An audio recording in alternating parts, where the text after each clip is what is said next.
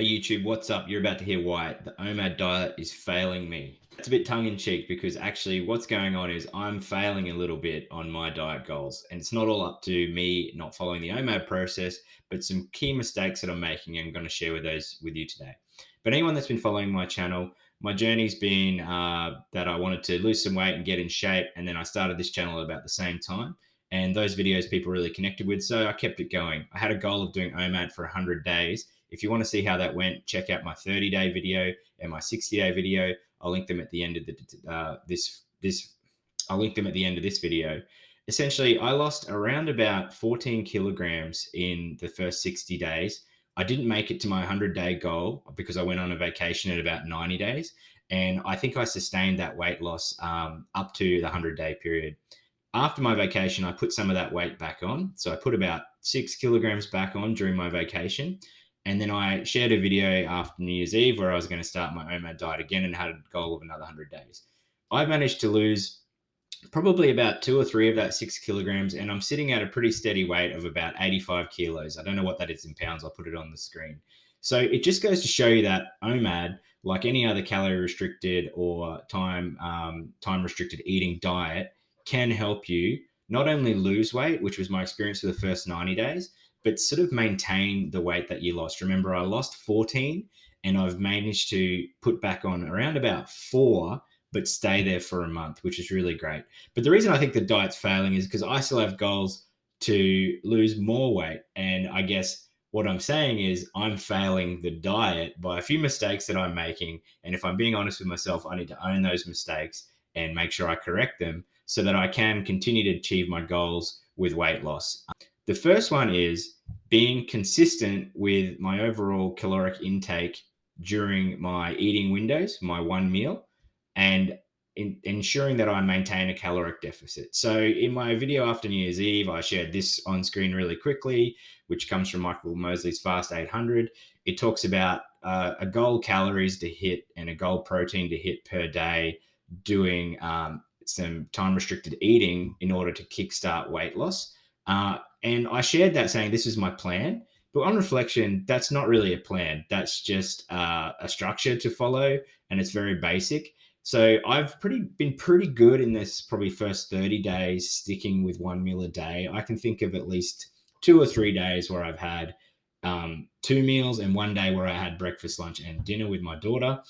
So I haven't been 100% strict on one meal a day. And that's something that for my own personal goals, I want to correct. I want to be able to do consistently time restricted eating, sticking to one meal a day, and sometimes flexing that where I need to fit into my lifestyle.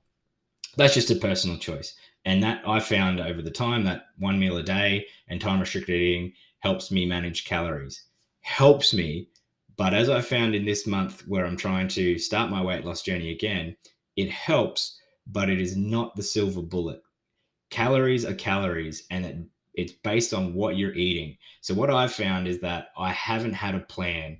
The thing I flashed up on screen is not a plan. It's just a bit of structure. And when I talk about a plan, I was going into the week not really thinking about what am I going to eat for those meals. And as a result, my average caloric intake has not sustained that deficit that I need to keep losing weight, to keep maintaining a deficit so that I keep burning the fat and keep losing weight. What I mean by that is I'll be pretty good a few days of the week. I'll have, I share some of my meals on my shorts. I'll have vegetables and protein. I keep them to, some meals anywhere between as low as 500 calories and as high as 1,000 calories. And those days I feel great and I post my food. And then there are other days where I get lazy. I have a lot of excuses, right? I shouldn't even go through the excuses, but there are days where I have really high calorie intake. I'll be eating snacks. I'll be eating fatty foods. I'll be eating takeaway foods. And that's fine. I think for a healthy lifestyle, you need flexibility in your diet. But I've been indulging too much on those days, and I need to take a good hard look at myself and be honest and say, hey, this is the reason why you're not maintaining a caloric deficit. So I'm having a combination of low calorie days, but then I'm offsetting that with a higher calorie days, which is really, anyone that's dieting knows that's not how you construct a diet. So the first thing I'm going to do to correct that mistake is to come up with a little more structured plan. Like a lot of my followers and people that watch my channel comment in the comments to say, hey, have you watched that intermittent fasting foodie channel with Jackie? And have you read the book that she recommends quite heavily, Fast Feast Repeat? And yes, I have done both of those things, and I'm a follower of Jackie, have been for a long time. She's got some great content, and she uses the flexibility in her lifestyle with up days and down days. And all that just means is certain days you're going to ensure that you have lower calories, and certain days you're going to accept that you're going to eat higher calories. But on average, throughout the week, throughout the month, throughout the year, you maintain, depending on your goals, you might maintain a deficit to lose weight, or you might maintain maintenance calories to stay the same weight. So I'm going to just write down a quick little idea of what a plan might look like that suits my lifestyle. And then based on that plan, I can then structure my meals so that I can maintain and start to can get on track losing weight and losing fat. The second thing that I think I have to wake up to myself and be honest about is I'm just not active enough. Now, I've shared before, I don't think you can outrun a bad diet, and diets and fitness programs won't be sustainable if your only goal is adding exercise to your diet so that you burn more calories to lose weight. You have to exercise so much more to burn more calories than you're eating that you really just need to focus on the food first. And that's fine, but I, again, could rattle off a bunch of excuses. When I look at it, I'm just not active enough. I've shared this in the past. I work a pretty sedentary job. I sit in this chair and work in front of computer screens most of the day. And in the evenings, I don't really have a plan around activity. And it's winter at the moment, which makes getting outside and getting about even more difficult. So what I need to do is just have a reality check. Here's my average step count coming from my Apple phone, which is probably pretty accurate, anywhere from 2,000 or less average steps a day. It's just not enough. Beyond that, I try to do 3 gym sessions a week, and my gym sessions would consist of 30 minutes of cardio and 30 minutes of weight training. And I like to think that I'm doing 3 sessions a week, but I know this month I've only been able to sort of sustain about 2 gym sessions a week.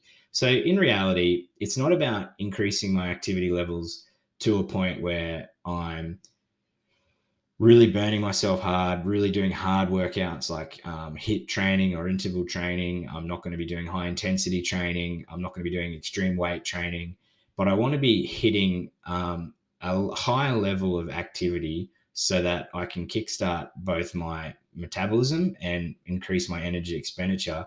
But also, cardio is great for heart health. Active lifestyle in general is a really good thing to get in the habit of for the rest of your life.